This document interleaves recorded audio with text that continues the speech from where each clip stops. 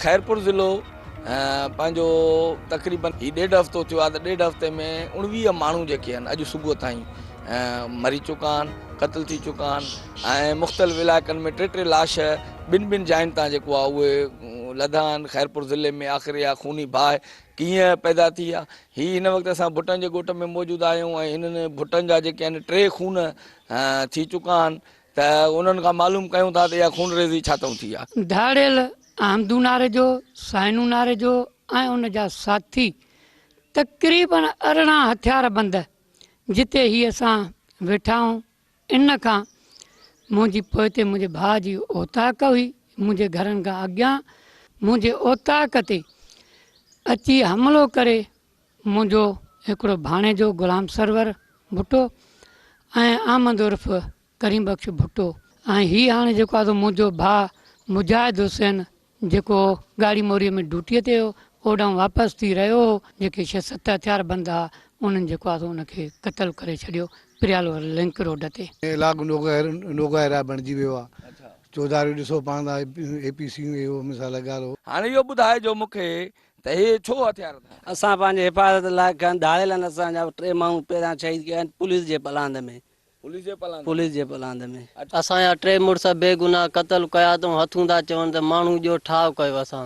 3 खून थी विया आहिनि ऐं उन ख़िलाफ़ पुलिस काई बि कार्रवाई न कई वई आहे ऐं उन्हनि पुलिस उहे धाड़ियल फेज़मान विंडो में सरियाम हथियार खणी जदीद हथियार सां घुमी रहिया आहिनि ऐं उन जदीद हथियार सां तव्हां बि घुमी रहिया न। असांखे सिंपल हथियार आहिनि, असांखे सिंपल रॉकेट लॉन्चर ऐं LMG G3 उन वटि वॾा हथियार आहिनि ऐं असां वटि खसीस बंदूक।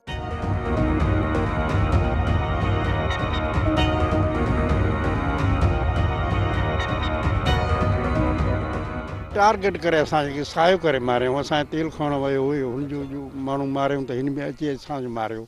ईअं न सोचूं त बसि कंहिंजो आहे केरु आहे। पुछा बि असांजे छोकिरे ॾसी न त मां असदुल्ला जो सौटु आहियां। असदुल्ला जेको आहे मुंहिंजो पुटु आहे। उन चयुसि त मशहूरु माण्हू पार्टीअ में बि आहे त हुन चयो मां हुनजो सौटु आहे बाबा हाजी मोहम्मद दीनार मां हिनजो मां भाणे जो आहियां। असां हुन सां पार्टीअ में न आहियूं, तव्हां असांखे बचा कयो। पर हुननि पोइ रिआयत न कई, पोइ बि हुनखे वीचारे शहीद कयूं। तमामु जाए बचा ॿार जेके नंढा छोकिरा आहिनि हुनजा पुट बेवाह करे छॾियऊं। छोकिरा बि हर शइ ज़ुल्म कयो अथई। एॾो तमामु मजबूर थियो थो वञे माण्हू छा कंदो। हाणे तूं ॿुधा घरनि में अचे ॿारनि त ज़रूरु माण्हू उथी विढ़ंदो नी, विढ़ंदो न असांखे धाड़ियल करार थो ॾिनो वञे त नारे जो माना धाड़ियल। पुटु मर्डर थियो पोइ इहो होश में न आयो, पोइ जेको आयुसि उन सभु कुझु कयो। माण्हू पुलिस वारा बि उन में 2 शहीद थी विया आहिनि, ज़ख़्मी पुलिस वारा कई। अञा बि पुलिस जूं 15 पिकटूं जेके आहिनि उन ते रोड सां लॻल आहिनि, जेके उन जे खे रोकण जे लाइ, पर उन्हनि जो कोई किरदारु कोन्हे। उहे पंहिंजे तहफ़ुज़ लाइ वेठा आहिनि बस। लास्ट 2 वीक्स में कुछ मर्डर्स जो रूटीन से ज़्यादा जिसको मैं कहूँगा वो हुए एंड उसमें हमारे लिए भी थोड़ा बायस से ताज्जुब भी था। लेकिन जब उसके हमने कोई भी मर्डर होता है एक्चुअली उसके लिए हम ये कहते हैं कि उसकी रीज़न देखनी चाहिए कि मर्डर की रीज़न क्या है। तो हम लोग हमारे पास, मैं कोई पहले आपको इंसिडेंट्स बता देता हूँ कि जो हमारे पास मर्डर्स हुए और उसको फिर फर्दर मेरे ख्याल में आगे बात करते हैं। फर्स्ट हमारे पास मर्डर हुआ नारेजोज एंड भुटोस का, जो कि ट्राइबल डिस्प्यूट इनका ऑलरेडी चल रहा था। They live side by side, कच्चे के एरिया में, सेमी कच्चा एरिया कह दें या कच्चा एरिया कह दें। वहाँ पे पहले नारेजोज है उन्होंने भुट्टो को मारा और भुट्टो ने फिर आगे नारेजोज को मारा। उसमें पुलिस ने फ़ौरन मौके पे गए क्योंकि उसमें हमारे पास खदशा ये था कि they live side by side, साथ साथ रहते हैं। तो खदशा ये था कि इसमें शायद काफ़ी इसमें कत्ल होते अगर पुलिस बर वक्त टाइम पे ना पहुंचती और वहाँ पे एक्शन ना लेती। तो पुलिस वहाँ पे गई, एक्शन लिया और लेटर ऑन वहाँ पे 3 जवाबदार दोनों तरफ से पुलिस ने वहाँ पे किए। अभी तक इवन हमारा ऑपरेशन वहाँ पे चल रहा है और इंशाल्लाह इसमें आगे चलता रहेगा। अच्छा, ये बताइएगा कि जो भुट्टो कत्ल हुए हैं तो उसमें एक डाकू है अहमदू नारे जो उस पर 10 लाख रुपए इनाम भी 3 जने हैं, तो उन डाकुओं के खिलाफ भी कुछ किया है या? जी, डाकुओं के खिलाफ तो मेरे ख्याल में ये है कि खैरपुर में जितना काम मेरे टाइम में शायद ही कहीं हुआ होगा उस टाइम में।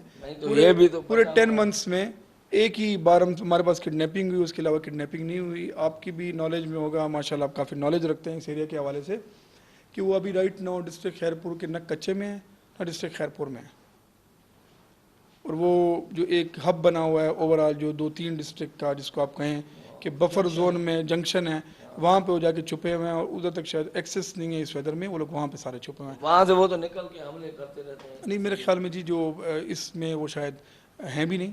एफआईआर में नॉमिनेशन की एक अलग बात है, जो हमारे पास इंफॉर्मेशन है, जो हमने टेक्निकल डाटा लिया हुआ है, इसमें वो नहीं थे। वहीं की कम्युनिटी के लोग थे, जो 5 बंदे नॉमिनेटेड है, उसमें से हमने 3 अरेस्ट भी किए, इंशाल्लाह रिमेनिंग 2 भी हमारे अरेस्ट किए। नारे जो को मारा है, तो वो नारे जो तो वो बेचारा आपने वापस आ रहा था। एग्जैक्टली यही जी। अब देखें, मैं तो आपको वही बता रहा हूँ कि यानी कि उसका उस झगड़े से कोई ताल्लुक नहीं था। और जो नारे जो मारा गया वो टोटल बेगुनाह था, उनको बुटोज ने मारा, और बाद में वो खुद भी इस पर रिग्रेट कर रहे थे कि जी हमसे नहीं होना चाहिए था, और बिल्कुल बेगुनाह था, और वो गरीब अमन पसंद आदमी था, और उसको सिर्फ इस नाम पे, बिहस पे मारा गया कि वो नारे जो है